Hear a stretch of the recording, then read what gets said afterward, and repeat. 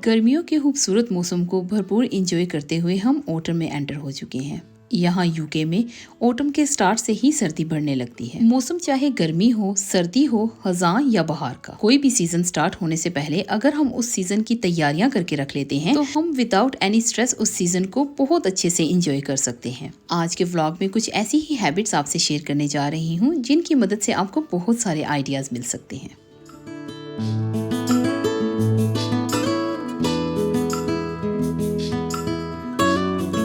अस्सलाम वालेकुम and welcome back to my channel. I hope आप सब ठीक होंगे और खैरियत से होंगे। मौसम सरमा की बारिशों में कैंडल लाइट और कप ऑफ कॉफ़ी के साथ खिड़की के पास बैठकर बारिश को देखते रहना और बारिश की बूंदों को देखते हुए एक अच्छी किताब पढ़ना मुझे बहुत पसंद है। अल्लाह पाक के बनाए हुए सभी मौसम बहुत खूबसूरत हैं। सभी मौसमों की तरह मौसम सरमा का आगाज़ मुझे बहुत पसंद है। सर्द हवाएं, सरसराते पत्ते और बारिश की बूंदें, इन सब को एंजॉय करने के लिए मेंटली रिलैक्स होना बहुत ज़रूरी है। आज के व्लॉग में कुछ ऐसी ही हैबिट्स आपसे शेयर करने जा रही हूँ जिनकी हेल्प से आप सर्दी के मौसम को भी एंजॉय कर सकेंगी और स्ट्रेस फ्री भी रहेंगी। तो चलिए स्टार्ट करते हैं आज के व्लॉग को। आज मैं आपके साथ शेयर करने जा रही हूँ 28 daily habits for stress free winter.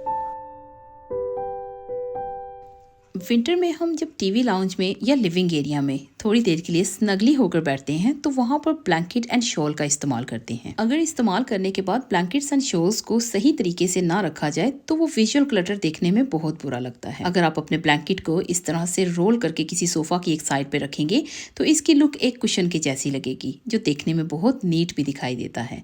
इसके अलावा अगर आपके पास इस तरह के स्टोरेज बॉक्सेस हैं तो अपने ब्लैंकेट को आप फोल्ड करके स्टोरेज बॉक्सेस में भी रख सकते हैं और आपके रूम में विजुअल क्लटर भी नहीं दिखाई देगा और रूम भी टाइडी लगेगी। विंटर स्टार्ट होने से पहले ही हमारे समर आउटफिट्स को अच्छे से मैं वॉश कर लेती हूँ। वॉश करने के बाद ड्राई करके प्रेस करके उन्हें तय कर लेती हूँ। तय करने के बाद उनके अपने जो पैकेट्स होते हैं उनमें पैक करके मेरे घर में प्लास्टिक के बड़े स्टोरेज बॉक्सेस हैं उनमें रख देती हूँ। लेकिन जो बड़े मेरे घर में इस्तेमाल होने वाले स्टोरेज बॉक्सेस हैं उनमें पहले से रखे गए विंटर क्लोथ्स को मैं निकाल लेती हूँ और समर क्लोथ्स उनमें रख के उनको मैं स्टोर रूम में रख देती हूँ। उससे फ़ायदा ये होगा कि यहाँ पर आप देख रहे हैं ये मेरे पिछले साल के विंटर आउटफिट्स हैं जो बहुत अच्छे से मैंने पैक करके रख दिए थे। इन्हें बिल्कुल भी मुझे ना तो वॉश करने की ज़रूरत है और ना ही प्रेस करने की ज़रूरत है। ये एज इट इज़ ही मैं निकाल कर अपने वार्डरोब में लगा लूँगी। ना सिर्फ मैं अपने बल्कि अपनी फैमिली के कपड़ों को भी इसी तरह से रखती हूँ। जब भी सीज़न स्टार्ट होता है तो मुझे बिल्कुल भी स्ट्रेस नहीं होती। जैसा कि यहाँ पर देखिए, जितने भी विंटर आउटफिट्स मैंने निकाले हैं उन सब को मुझे बिल्कुल प्रेस करने की ज़रूरत नहीं थी। बस एज इट इज़ मैंने इनको हैंगर्स पे लगाया है और अपने वार्डरोब पे मैंने सेट कर लिया है। मैं हर सीज़न के एंड पर डीक्लटर ज़रूर करती हूँ और इसी तरह से लास्ट ईयर जब मैंने डीक्लटर किया था तो बहुत सारे विंटर आउटफिट्स मैंने डोनेट कर दिए थे। इसलिए आप यहाँ देख सकते हैं कि मेरे वार्डरोब में बहुत सारी जगह है। इसमें मैं घर पर पहनने वाले भी और बाहर पहनने वाले भी सभी आउटफिट्स को एक साथ रख रही हूँ। मैं बहुत ज़्यादा क्लटर घर पर नहीं रखती हूँ। उसका रीज़न यही है कि ज़्यादा क्लटर होगा तो ज़्यादा स्ट्रेस रहेगा। वार्डरोब को फ्रेश रखने के लिए मैं मॉइस्चर ट्रैप ज़रूर इस्तेमाल करती हूँ। ये हैंगिंग मॉइस्चर ट्रैप है। आप इसको आराम से अपने वार्डरोब में किसी भी जगह पर हैंग कर सकते हैं और अगर आपके घर में ह्यूमिडिटी है तो आप घर के भी किसी कॉर्नर में इसे रख सकते हैं। मैं अपने घर में इसे बहुत ज़्यादा इस्तेमाल करती हूँ। इससे मेरी वार्डरोब भी फ्रेश रहती है और वार्डरोब में एक अजीब सी जो स्मेल होने लगती है ज़्यादा देर तक बंद रहने की वजह से, वो भी नहीं होती है।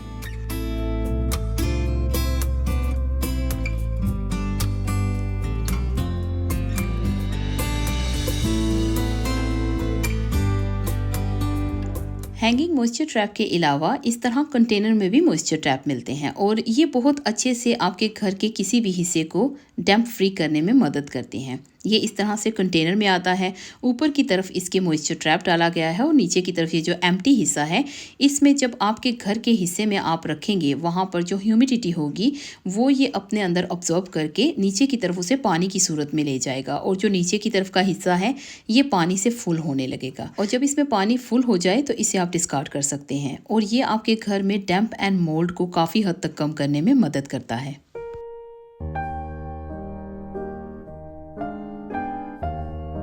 विंटर में वार्डरोब ज़्यादा देर बंद रहने की वजह से एक अजीब सी स्मेल होने लगती है। उस स्मेल से छुटकारा पाने के लिए आपकी फेवरेट परफ्यूम आप अपने कपड़ों पर छिड़काव कर सकते हैं।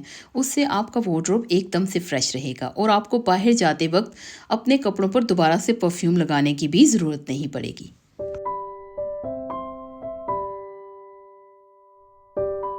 मैं यूके में रहती हूँ और यहाँ सर्दी बहुत ज़्यादा होती है। स्पेशली स्नोफॉल डेज़ में तो हमारे हीटर्स भी ऐसे लगता है ठंडे हो गए हैं।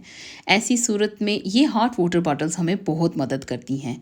हम पूरी फैमिली हीटर्स ऑन होने के बावजूद हॉट वाटर बॉटल्स को हम भर के जहाँ पर हम बैठे होते हैं हम अपने पास रख लेते हैं और ये एक हीटर का काम ही करती है। मैं आप सबसे ये इसलिए शेयर कर रही हूँ कि शायद आपके घर में भी ये बॉटल मौजूद हो। स्पेशली पाकिस्तान में सर्दियों के दिनों में गैस भी कम होती है और हीटर्स का इस्तेमाल भी कई बार बहुत कम हो जाता है सिर्फ गैस की वजह से। तो इस तरह की हॉट वाटर बॉटल्स आपको हीटर्स के जैसा काम करेगी। आप इसको भर कर इस्तेमाल कर सकते हैं। ये भी सर्दी को कम करने में बहुत हद तक मदद करती है।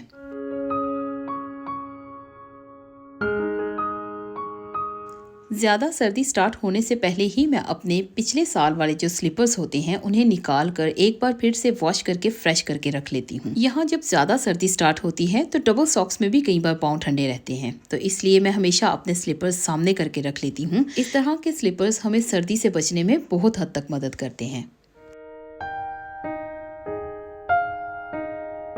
विंटर में जब भी हम किचन में बर्तन वगैरह वॉश करते हैं तो हॉट वाटर ज़्यादातर इस्तेमाल किया जाता है। गर्म पानी की वजह से हमारी स्किन में क्रैक होने लगते हैं, इसलिए हमेशा जब भी आप अपने किचन का काम कंप्लीट कर लें तो किसी भी अच्छे मॉइस्चराइज़र से अपने हैंड्स को ज़रूर मॉइस्चराइज किया करें। विंटर में वार्म वाटर या हॉट वाटर शावर से हमारी स्किन ड्राई होने लगती है। शावर के फ़ौरन बाद अगर हम अपनी बॉडी को मॉइस्चराइज कर लें तो हमारी स्किन ड्राई होने से काफ़ी हद तक बच सकती है।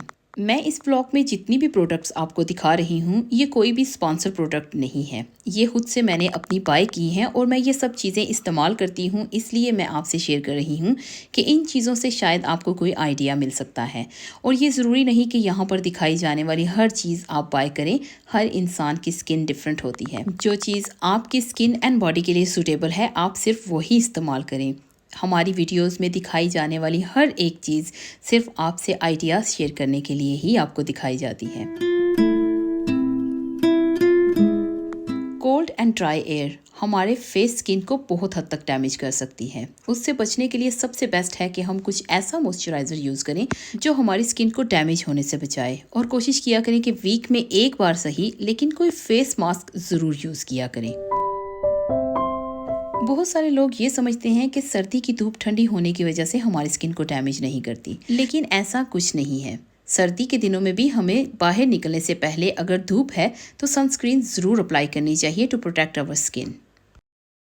Cold and dry airs lips पर भी उतनी ही इफेक्टिव होती हैं जितनी हमारी स्किन पर होती हैं। लिप्स को सही रखने के लिए 2 बार वीक में एक्सफोलिएट करना बहुत ज़रूरी है और इसके अलावा किसी अच्छी वैसलीन का इस्तेमाल ज़रूर किया करें, स्पेशली रात को सोने से पहले। बहुत सारी सिस्टर्स का सर्दियों में सबसे बड़ा मसला यही होता है कि पानी में काम करने की वजह से उनकी हील्स क्रैक होने लगती हैं और फीट स्किन ऊपर से बहुत हद तक डैमेज होने लगती है। इसका सबसे बेस्ट तरीका यही है कि अपने पाँव को ज़्यादा से ज़्यादा साफ रखा करें और जब भी आप अपने पाँव को वॉश करें तो अच्छे से किसी वैसलीन से या पेट्रोलियम जेली से उन्हें मॉइस्चराइज कर लिया करें। मॉइस्चराइज करने के बाद उन पर सॉक्स पहन लिया करें, स्पेशली नाइट टाइम। इशा के बाद आप जब सोने के लिए जाती हैं तो अपने पाँव को अच्छे से वॉश करके एक बार कोई पेट्रोलियम जेली या वैसलीन इस्तेमाल करके सॉक्स पहन लिया करें। आपको कुछ ही दिनों के बाद बहुत ज़्यादा फर्क दिखाई देगा, लेकिन इसके लिए अपने पाँव का क्लीन होना बहुत ज़्यादा ज़रूरी है। विंटर में ज़्यादातर हेयर फॉल एंड डैंड्रफ की प्रॉब्लम होने लगती है। उसको रोकने के लिए मेरे घर में बेबी ऑयल का इस्तेमाल किया जाता है। ये बेबी ऑयल मेरे घर में मिरेकल ऑयल का काम करता है। मेरे बच्चे जब छोटे थे तब से लेकर अभी तक मेरे घर में ये ना सिर्फ बच्चों के लिए बल्कि हमारे हेयर के लिए भी इस्तेमाल किया जाता है, जो कि बहुत ही ज़्यादा अच्छे से काम करता है। स्कार्फ्स, हैंड एंड ग्लव्स ये ऐसी चीज़ें हैं कि ज़रूरत पड़ने पर ये मिलती ही नहीं है, इसलिए इनको किसी ऐसी जगह पर तैयार करके रख लिया जाए कि जैसे ही सर्दी के दिनों में ज़रूरत पड़े तो फ़ौरन से मिल जाए। सर्दी के दिनों में हमारी जैकेट्स, ग्लव्स, हैट, स्कार्फ्स या कुछ ऐसी शर्ट्स होती हैं जिन पर इस तरह से बबल्स आने लगते हैं। इन बबल्स को रिमूव करने के लिए मैं लिंट रिमूवर का इस्तेमाल करती हूँ। मैंने अपने बहुत सारे पुराने व्लॉग्स में भी इसका शेयर किया था और आज सोचा कि आज एक बार फिर विंटर आइडियाज़ में भी शेयर कर देती हूँ, शायद किसी के काम आ जाए। इसमें बैटरीज जाती हैं और इसको बस ऑन करके इस तरह से थोड़ा सा घुमाना होता है और इसकी मदद से जितना भी एक्स्ट्रा लिंट है वो रिमूव हो जाता है। और ये बहुत ज़बरदस्त चीज़ है। अगर आपने इस्तेमाल नहीं की है तो आपको बआसानी अमेज़ोन से मिल जाएगी। अगर आप पाकिस्तान रहते हैं तो ये आपको द्रास से मिल जाएगी और इंडिया से भी ये अमेज़ोन से बआसानी मिल जाएगी। इसके अलावा ये टीमू पर भी अवेलेबल है, लेकिन मैंने इसे लिया था B&M बार्गेन से। यहाँ पर आप देख सकते हैं कि मैं यहाँ लिंट रिमूव कर रही हूँ और ये बआसानी इससे बहुत ही जल्दी रिमूव हो जाते हैं। और इसके अलावा आप रेज़र का इस्तेमाल करते हुए भी लिंट को रिमूव कर सकते हैं। इसका भी मैंने पूरा व्लॉग एक शेयर किया था मेरे चैनल पर, अगर आप सर्च करेंगे तो आपको वो मिल जाएगा। विंटर में एग्स भी बहुत शौक से खाए जाते हैं। एग्स को बॉईल करते वक्त अगर हम उसके पानी में 1 टेबलस्पून सोल्ट ऐड कर लें तो बॉईल करने के बाद एग्स का छिलका बआसानी उतार सकते हैं। सर्दियों में हनी का ज़्यादा इस्तेमाल करने से हम खांसी, ज़ुकाम, नज़ला जैसी बीमारियों से महफूज रहते हैं।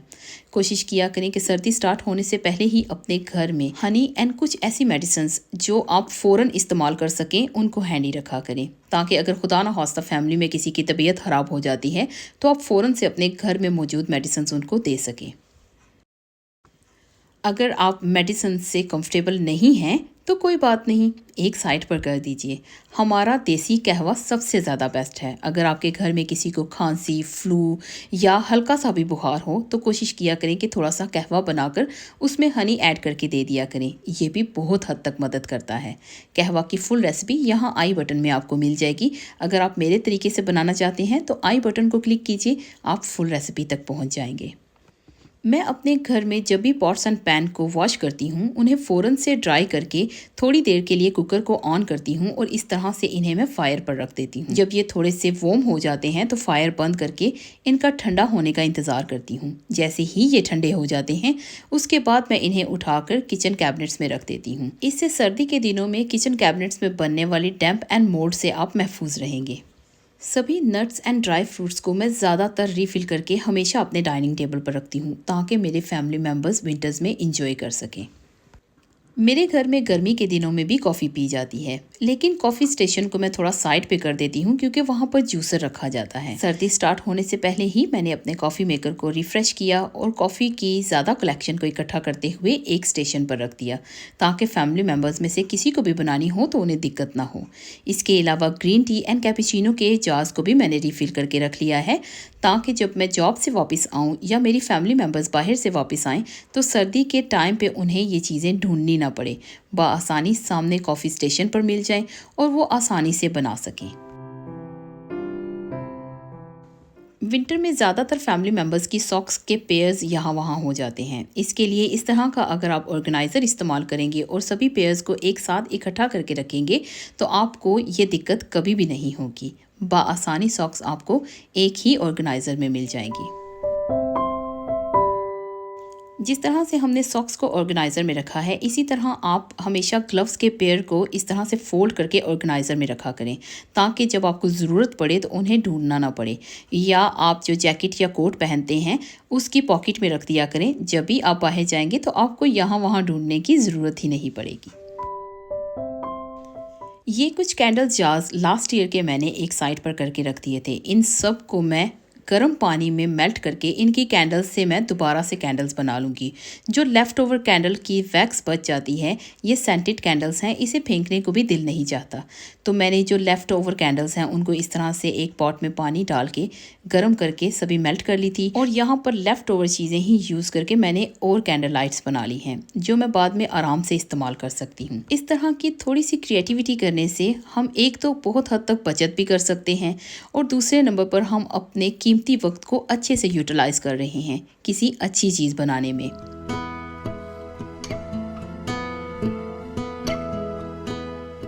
जैसे ही हल्की सी सर्दी स्टार्ट होती है तो मेरे घर में रेडिएटर्स, हीटर्स, फायरप्लेस सभी को मैं अच्छे से क्लीन कर लेती हूँ, ताकि एकदम से मुझे जिस वक्त सर्दी स्टार्ट हो तो यहाँ वहाँ भागना ना पड़े।